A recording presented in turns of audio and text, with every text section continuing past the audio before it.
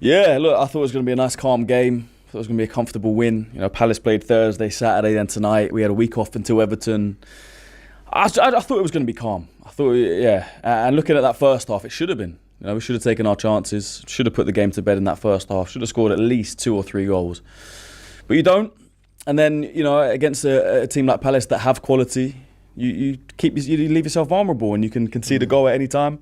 We go 1-0 up. They get the goal back, and then it goes to pens, and we're all stressing out. So, like I said, it should never have got to that. But I think it highlighted that our problem is still putting the ball in the back of the net. You know, for a couple of years now, we've been able to get into positions, play some nice football, create chances. But when it comes to crunch time, when it comes to players that actually have that killer instinct, we still lack that. You know, and people said in the summer, oh, if you sign a striker, that's it. You know, you're guaranteed the league.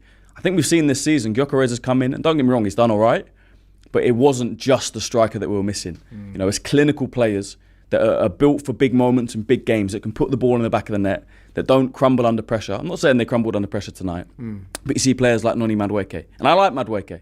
I think he's been a good signing since he's come in, and if I could go back, I would still sign him. I don't regret signing him, but crucial moments like that, you're through 1-on-1 in the first 5-10 minutes, straight at the keeper.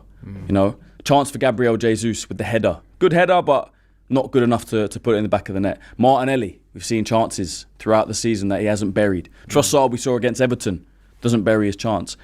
You need clinical players in these games if you want to get over lines. So, yeah, I'm glad we got the win. Like I said, it was way more stressful than it should have been. But my concern right now is putting the ball in the back of the net.